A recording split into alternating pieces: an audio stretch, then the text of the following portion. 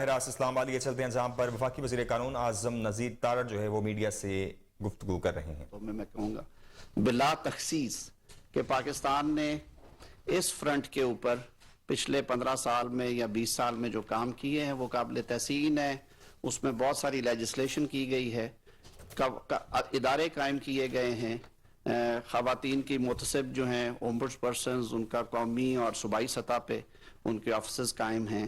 Work place harassment کے حوالے سے ہمارا جو اومبڈس پرسن ہیں وہ ہیں. ویمن رائٹس کے حوالے سے جو کمیشن ہے وہ فعال ہے, اور یہ سارے ادارے کچھ ان میں سے ڈس فنکشنل تھے, موجودہ حکومت نے وہ تعیناتیاں کر کے انہیں بھی فعال کر دیا ہے. اور حکومت کا یہ عزم ہے کہ پاکستان میں بسنے والی خواتین کا تحفظ اور ان کا جو کردار ہے دونوں حوالے سے حکومتی پالیسیاں جو ہیں وہ عورت دوست ہیں اور ہونی چاہیے انشاءاللہ العزیز.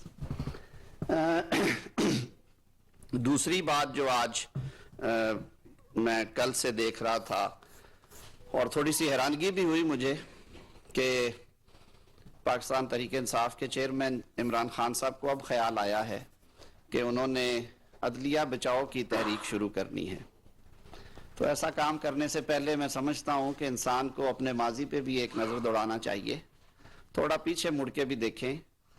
آپ نے اپنے دور حکومت میں جس طرح کے پالیسیز رکھی اور جس طرح کے الزامات آپ پہ آئے کہ آپ اپوزیشن کو پس دیوار جس طرح آپ نے ان پہ جو مظالم ڈھائے, اور اس میں کوئی دوسری رائے نہیں ہے کہ آپ اخبارات اٹھا کے دیکھ لیں, ٹی وی شوز کی ریکارڈنگز دیکھیں اس دور کی, جگہ جگہ پہ یہ صدائیں بلند ہوتی تھیں کہ جو عدلیہ ہے وہ کسی نہ کسی حوالے سے دباؤ کا شکار ہے.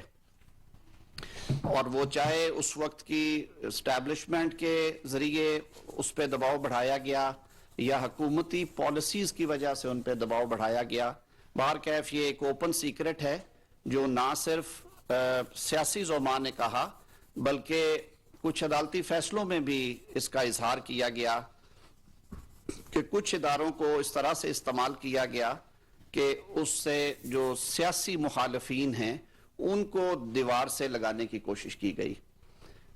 اس کے بعد آ جاتے ہیں کہ جب ایک آئینی اور جمہوری طریقے سے تحریک عدم اعتماد پیش کی گئی پاکستان کی پارلیمنٹ میں یعنی قومی اسمبلی میں عمران خان کو وزیر اعظم کے عہدے سے ہٹانے کے لیے, کیونکہ آئین پاکستان کا آرٹیکل 95 ایک میکنزم پرووائڈ کرتا ہے کہ جو لیڈر آف ہاؤس ہے وہ اس وقت تک لیڈر آف ہاؤس ہوگا جب تک کہ وہ اس ایوان کی اکثریت انجوائے کرتا ہے. تو عمران خان صاحب کے جو اپنے اتحادی تھے بوجود انہوں نے ان سے علیحدگی کا فیصلہ کیا, جن میں بلوچستان عوامی پارٹی, متحدہ قومی موومنٹ اور پاکستان مسلم لیگ کاف, Balochistan national party Mengal group اور کچھ دیگر ہماری جو جماعتیں ہیں وہ بھی اس میں شامل تھیں. تو جس طرح سے وہ سارا پروسیس کرتے ہوئے پاکستان تحریک انصاف اور خاص طور پہ عمران خان صاحب کا رویہ تھا وہ بھی انہیں دیکھنا چاہیے کہ انہوں نے کس طرح سے عدالت پہ یلغار کی, عدالتی فیصلہ ماننے سے انکار کر دیا, عدالتی فیصلے کو ڈیفیٹ کرنے کے لیے اور آئین کو رد کرنے کے لیے اسمبلی جو ہے وہ ایک فرضی رولنگ میں اسے کہوں گا, ایک انجینئرڈ اور مینوورڈ رولنگ کے ذریعے ایک مفروضے کے اوپر قومی اسمبلی تحلیل کر دی گئی, اور پھر وہ عدالتیں ہی تھیں جنہوں نے قومی اسمبلی کو بحال کیا. اس کے بعد بھی جب ان پہ پروسیڈنگز شروع ہوئیں, چاہے وہ توشہ خانے کے حوالے سے ہوں, چاہے وہ کنٹیمپٹ آف کورٹ کے حوالے سے ہوں, چاہے وہ ججز کو ڈرانے اور دھمکانے کے بارے میں ہوں, ان کا جو رویہ رہا ہے وہ کسی صورت بھی قابل تحسین اور ستائش نہیں تھا. آپ نے ہمیشہ ایک لاڈلے کے طور پہ سیاست میں کامیابیاں حاصل کی ہیں. میں انہیں کامیابیاں اس لیے کہوں گا کہ ان کے نزدیک یہ کامیابیاں ہی ہیں, لیکن وہ کچھ ایسے سیاہ داغ اور دھبے ہیں جو کہ ان کے دامن پہ نمایاں ہیں, اور کسی بھی سیاسی رہنما کو کوئی پالیسی سٹیٹمنٹ دیتے ہوئے یا کسی تحریک کا اعلان کرتے ہوئے ماضی پہ بھی نظر دوڑانی چاہیے کہ ان کا ماضی اس حوالے سے کیا رہا ہے. ساتھ ہی ساتھ یہ بات بھی درست ہے کہ پاکستان کی سیاسی تاریخ میں عدلیہ کے بارے میں ہمیشہ یہ شکایت رہی ہے، چاہے وہ زیر لب رہی ہے یا برملا رہی ہے، کہ ایٹ ٹائمز جو سکیلز آف جسٹس ہیں، جو انصاف کا ترازو ہے، اس کا جھکاؤ جو ہے وہ کسی ایک پلڑے میں بہت زیادہ ہو گیا، حالانکہ انصاف تو یہ ہے کہ انصاف دونوں پلڑوں کو برابر تولتا ہے، یعنی قانون سب کو ایک نظر سے دیکھتا ہے، اور یہی ہمارے آئین میں آرٹیکل 25 کی منشا بھی ہے کہ کسی شخص کو آپ ڈسکریمنیٹ نہیں کریں گے ایکسیپٹ فار لیگل ریزنز. تو وہ ایک معیار جو ہے اس کے فرق آنے کی وجہ سے، اور وہ شخصیات کے حوالے سے میں کہتا ہوں، شخصیات کے حوالے سے پاکستان کی عدالتی تاریخ میں یہ فرق دیکھا گیا کہ کچھ ایسے ادوار آئے جب ادارے کے سربراہان کی میں سمجھتا ہوں پالیسیز ایسی تھیں یا ان کے کچھ فیصلے ایسے تھے جن کی وجہ سے عدلیہ کے ادارے پہ تنقید بھی ہوئی اور اس پہ انگلیاں اٹھائی گئی. لوگ کہتے ہیں کہ جی آپ بے جا تنقید نہ کریں، اور اگر آپ تنقید کریں گے تو آپ توہین عدالت کے مرتکب ہوں گے. میری رائے تھوڑی سی مختلف ہے. میں آپ کو ہسٹوریکلی ماضی قریب میں لے جاتا ہوں. آپ خود کورٹ رپورٹرز بھی ہیں یہاں پہ بیٹھے ہوئے، آپ بڑے ماشاءاللہ اوپینین میکرز ہیں. آپ کی تاریخ پہ اور خاص طور پہ سیاسی اور عدالتی حوالے سے جو ایونٹس ہوئے ان پہ بڑی گہری نظر ہوتی ہے. کیا وجہ ہے کہ پچھلے 25-30 سال میں اگر ہم بیک گراؤنڈ میں جائیں تو آج تک کیوں سعید الزمان صدیقی صاحب، ناظم صدیقی صاحب، چیف جسٹس تصدق جیلانی صاحب، چیف جسٹس ناصر الملک صاحب کبھی ٹی وی پروگرامز کے یا اخباری خبروں کے یا مذاکروں کے موضوع نہیں رہے؟ حالانکہ انہوں نے بہت اچھا وقت گزارا. انہوں نے عدالتی فیصلوں کے حوالے سے ہمیشہ قانون اور انصاف کے عین مطابق فیصلے کیے. کسی متنازع فیصلے کا یا کسی سیاسی تنازع کا وہ حصہ نہیں بنے. یہ بات اگر میں کہوں تو بے جا نہ ہوگی کہ سب سے جو کڑا امتحان تھا اور مشکل وقت تھا وہ شاید چیف جسٹس ناصر الملک جو تھے ان کے لیے تھا، جب سن 2014 میں سپریم کورٹ کے دروازے کے سامنے دھرنا دیا گیا، پارلیمان کو یرغمال بنایا گیا، اسلام آباد کو ہوسٹیج رکھا گیا، لیکن انہوں نے جوڈیشل ریسٹرینٹ بھی ایکسرسائز کیا، اور جہاں پہ ضرورت پیش آئی انہوں نے مناسب احکامات جاری کر کے جو سپریم کورٹ کی فنکشنالٹی تھی اس کو بھی مینٹین رکھا. اور تاریخ اس بات کی گواہ ہے کہ اس سچویشن کو ہینڈل کرنے کے لیے انہوں نے پوری عدالت کو اور پوری بار لیڈرشپ کو اعتماد میں رکھا. جہاں پہ تنقید ہوتی ہے وہاں پہ میرے خیال میں اداروں کے سربراہوں کے لیے خود بھی یہ ضروری ہوتا ہے کہ سیلف اکاؤنٹیبلٹی کے عمل پہ ضرور کاربند ہوں، اور ضرور دیکھیں کہ ایسی کیا وجہ ہے کہ آج پاکستان کے میڈیا پہ، پاکستان کی پارلیمان کے فلور کے اوپر یا نجی محفلوں میں جو دیگر اس عرصہ میں چیف جسٹس صاحبان رہے، جسٹس ارشاد حسن خان صاحب ہیں، جسٹس شیخ ریاض صاحب ہیں، جوڈیشل ایکٹیویزم کے حوالے سے اگر میں بات کروں اور سپریم کورٹ کے اختیارات کے حوالے سے بات کروں تو جسٹس افتخار محمد چودھری صاحب ہیں، یا جسٹس ثاقب نثار صاحب اور جسٹس کھوسا صاحب ہیں، جسٹس گلزار صاحب ماضی میں ابھی چیف جسٹس تھے ہمارے. کیا وجہ ہے کہ ان ادوار کے بارے میں گفتگو ہوتی ہے؟ اور یہ بھی ایک حقیقت ہے کہ مختلف ادوار میں مختلف سیاسی حکومتیں اور مختلف اپوزیشنز تھی یہاں پہ. تو یہ میرے خیال میں ایک بہت بڑا سوال ہے جس کا جواب عدلیہ کو اپنی صفوں میں تلاش کرنا ہے.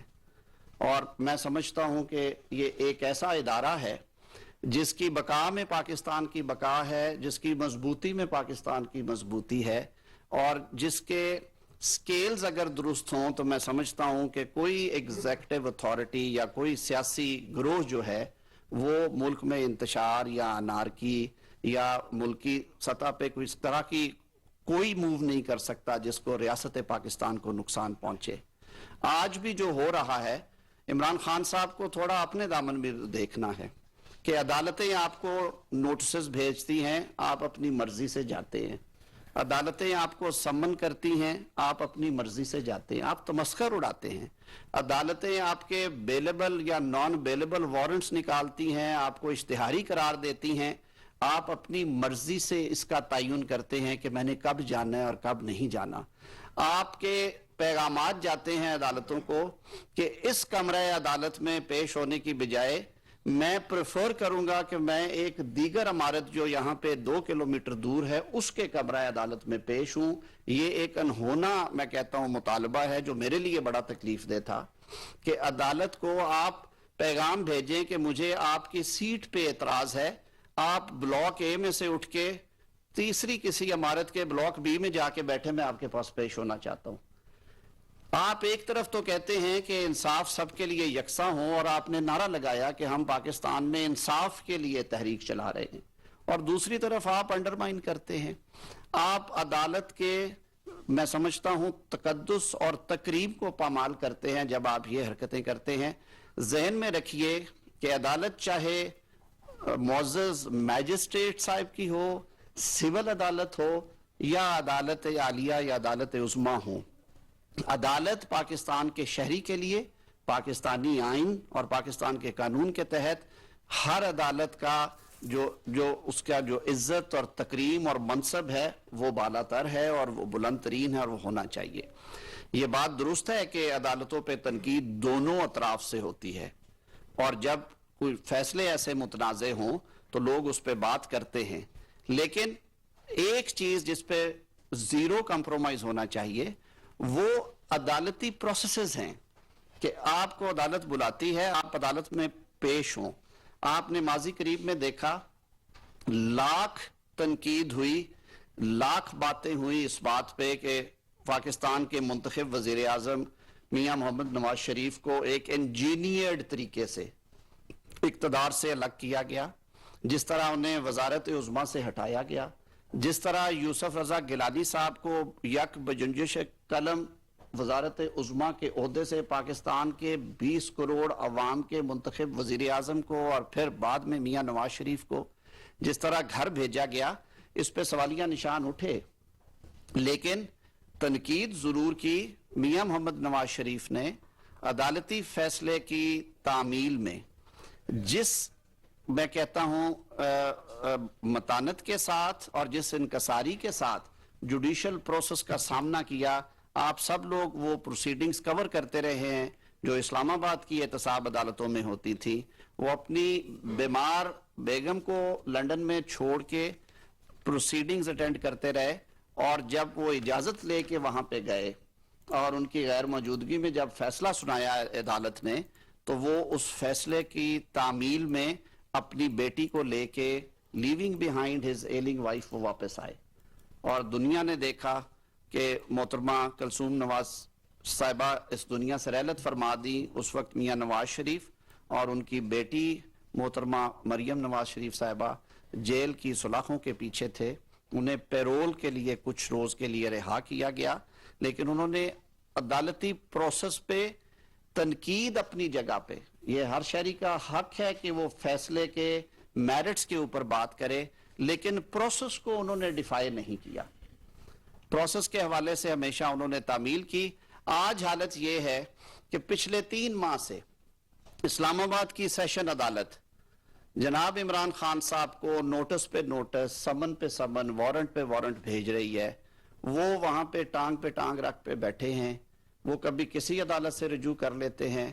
حد تو یہ ہے کہ وہ اسلام آباد آئے, انہوں نے عدالت عالیہ کی پیشی بھگتی, انہوں نے ایک اور اسپیشل کورٹ کی پیشی بھگتی, لیکن جس عدالت میں ان کے خلاف اس دن فرد جرم عائد ہونا تھی اور جس عدالت نے ان کو سمن کر رکھا تھا بارہا انہوں نے یہ زحمت ہی گوارا نہیں کی کہ وہ اس عدالت میں بھی پیش ہو جائے.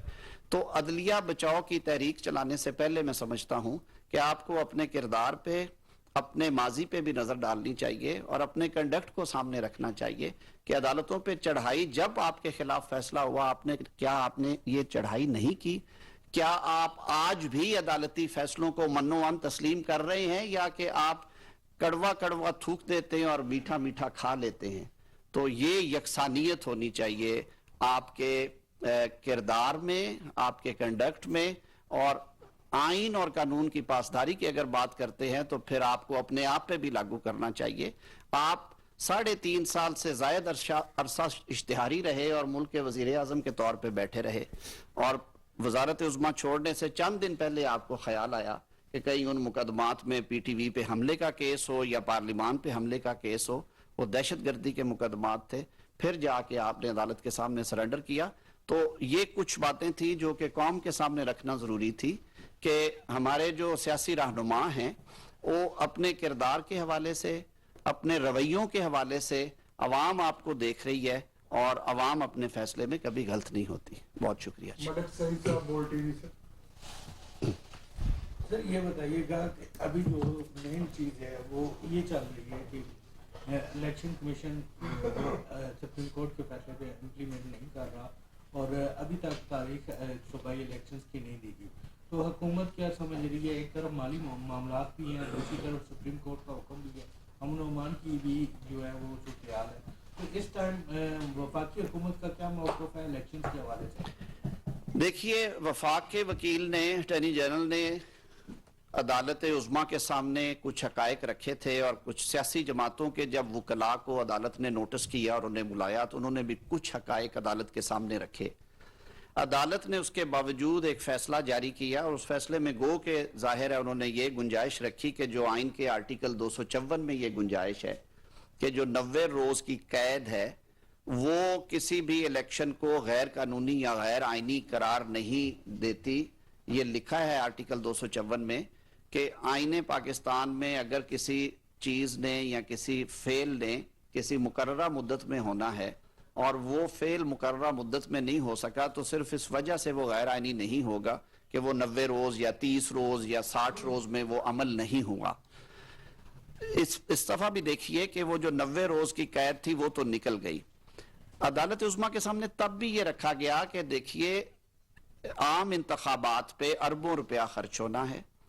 پاکستان میں ڈیجیٹل مردم شماری ہو رہی ہے جو کہ پاکستان تحریک انصاف کی حکومت نے تمام پولیٹیکل پارٹیز سے کنسنسس کے تحت ایک معاہدہ طے کر کے جو دستخط شدہ معاہدہ ہے اس کا تعین کیا کہ اگلی مردم شماری جو ہے وہ اس سال میں ہوگی اور نئے انتخابات اس مردم شماری پہ ہوں گے اور وہ ڈیجیٹل ہوگی تاکہ ساری سیاسی جماعتوں اور پاکستان میں بسنے والے مختلف طبقات کے جو ریزرویشنز تحفظات تھے وہ دور ہو جائیں. 35 ارب روپے کی کثیر رقم اس خانہ شماری اور مردم شماری پہ لگ رہی ہے جو کہ اگلے چند ہفتوں میں 3 یا 4 ہفتوں میں کنکلوڈ ہونے پہ ہے اور اپریل کے اینڈ تک اس کی رپورٹ آ جائے گی. اب آدھے ملک میں تو انتخابات ہوں پرانی مردم شماری پہ اور باقی ملک کے انتخابات ہوں نئی مردم شماری کے. کل کو ہلکے چینج ہو جانے نئی مردم شماری کے بعد جو سیٹیں کسی وجہ سے ضمنی انتخابات کے لیے خالی ہوں گی ان میں بھی یہ کنفیوژن پڑی رہے گی.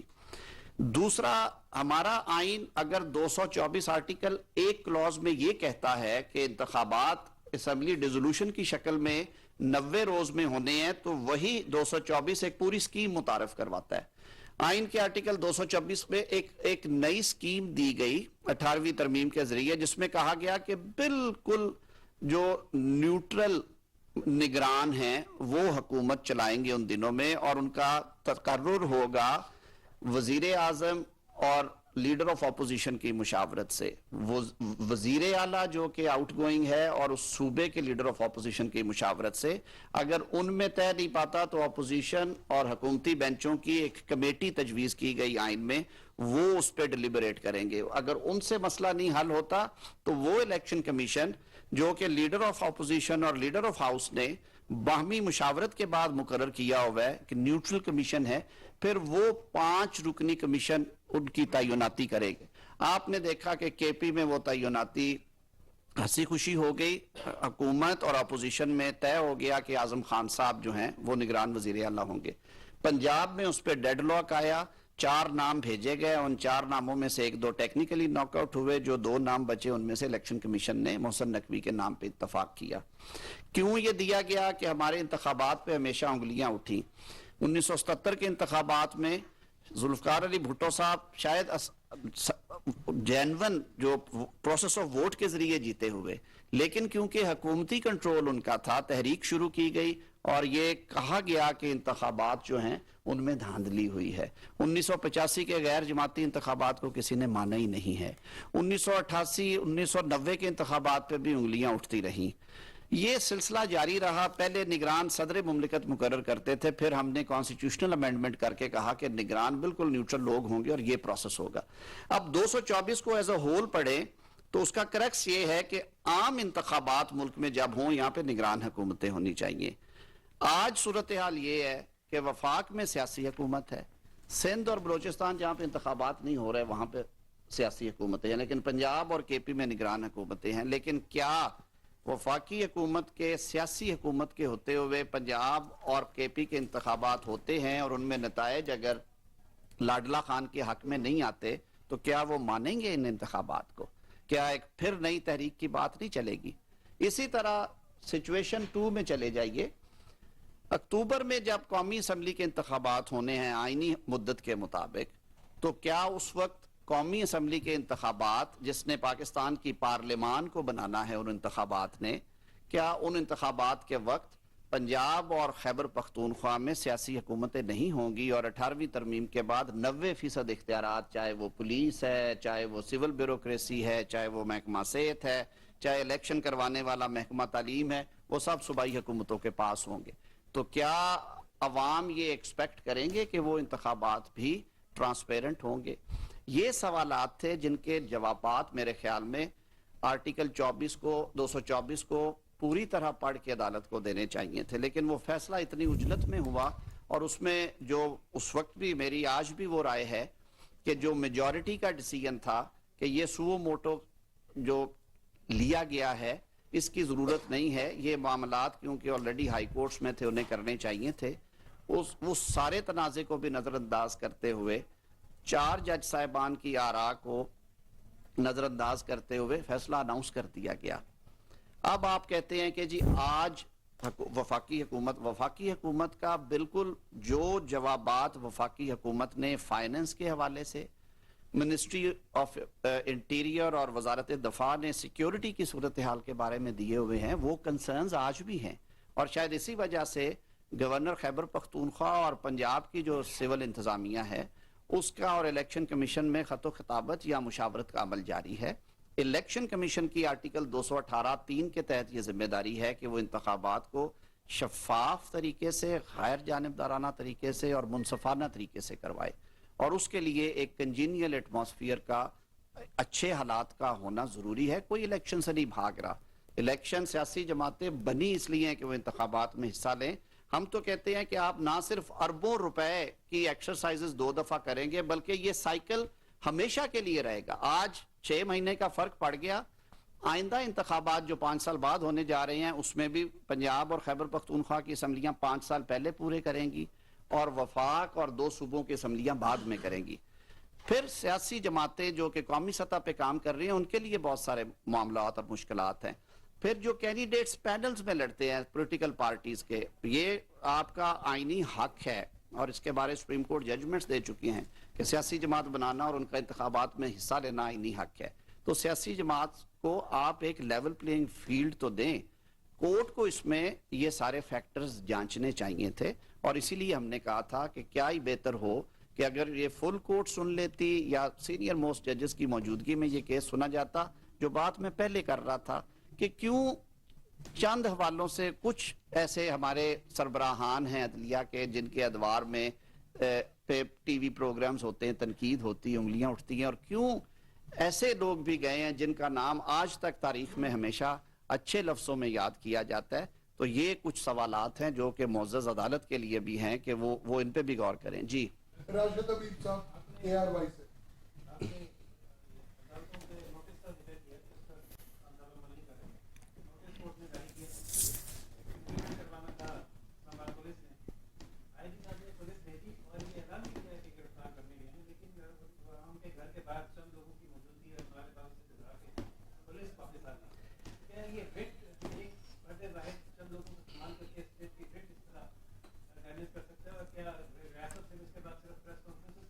نہیں, بالکل نہیں ہونا چاہیے. میں تو خود بالکل قائل ہوں کہ جو ریاست کی ریٹ ہے وہ بڑی مضبوط ہونی چاہیے, لیکن ریاست عوام کے لیے ہمیشہ ایک ماں کا درجہ بھی رکھتی ہے. ریاست کے رول جو ہیں وہ تھوڑے مختلف بھی ہیں.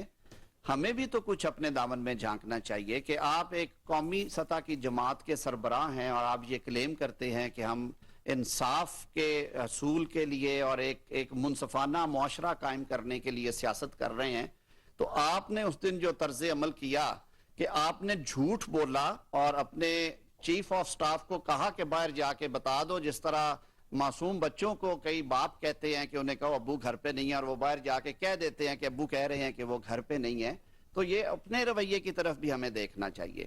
کیا ہے، وہ کوئی جیل نہیں تھی، نہ ان کو تاحیات جیل میں ڈالا جا رہا تھا. نان بیلیبل وارنٹ صرف یہ ہے کہ یا آپ ایس پی صاحب کو اس دن مچلکہ بھر کے دے دیتے، ان کو سیٹسفائی کر دیتے کہ میں اس تاریخ کو عدالت میں حاضر ہو جاؤں گا، یا آپ ان کے ساتھ چل پڑتے اور کہتے کہ جی ہاں میں بالکل سرکاری مہمان رہنے کو تیار ہوں، مجھے کوئی ڈر خوف نہیں ہے اور میں یہ پروسیڈنگز فیس کروں گا. کل تاریخ تھی، اس پہ پیش ہو جاتے. ایون منڈے کو اسلام آباد آ کے سوموار کو اسی عدالت میں درخواست دے دیتے کہ جی بدہ پولیس کو سرنڈر کر دیا اس نے، آپ اپنا وارنٹ وڈرا کریں. ہفتے اتوار کو بھی ایکسرسائز یہ کرتے رہے ہیں ان کے لیے، تو اتوار کو بھی عدالتیں کھلی ہیں. تو میرے خیال میں ہمیں اپنے رویے درست کرنے کی ضرورت ہے. ریاست ہر دفعہ اگر ڈنڈا استعمال کرے گی تو ریاست پہ بھی انگلیاں اٹھیں گی. عمران صاحب ظہیر صاحب ایک منٹ، جی ظہیر صاحب سماج سے. سر آپ نے ریپریس کانفرنس کی، اس سے پہلے بھی جو عدلیہ کے فیصلے ہیں اس پہ پی ٹی آئی کا رد عمل سامنے ہے، اب آپ لوگوں کا رد عمل سامنے ہے. اس وقت ایک آپشن یہ ہے کہ جب بھی ہو تنازع یا کیس کو مارنے کے لیے آپ لوگ ہیں، ایک آپشن یہ ہے خان صاحب نے بڑے عرصے بعد کہ سب سے بات تیار ہو اور کیا گرینڈ نیشنل بل بیٹھ کی اس کا کوئی علامت. میں بالکل اس پہ میری کوئی دوسری رائے نہیں ہے. ہو سکتا ہے کہ یہ کولیشن پارٹنرز کی متفقہ رائے نہ ہو، لیکن speaking for my self as part of government, میں ڈے ون سے اس بات کا قائل ہوں کہ سیاست نام ہی گفت و شنید کا ہے، سیاست نام ہی ڈائیلاگ کا ہے، سیاست نام ہی ایک دوسرے کو منطق سے قائل کرنے کا ہے. سیاست گریبان نوچنے کا نام نہیں ہے، سیاست مخالفت برائے مخالفت کا نام نہیں ہے. آج اگر ہم نے پاکستان جو کہ اس وقت مشکل ترین معاشی حالات سے دوچار ہے، میرے لیے یہ بڑی تکلیف دہ بات ہے کہ میرے ملک کے سیاسی زعماء وہ بات کرنے کو تیار نہیں ہیں.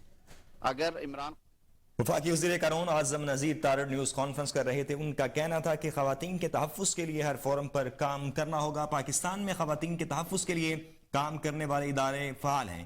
عمران خان کا ذکر کرتے ہوئے ان کا کہنا تھا کہ عمران خان نے ایک مفروضے پر قومی اسمبلی کو تحلیل کیا. عمران خان کو اب خیال آیا کہ عدلیہ بہاؤ بچاؤ تحریک نکالی جائے. عمران خان نے اپنے دور میں اپوزیشن کو دیوار سے لگائے رکھا.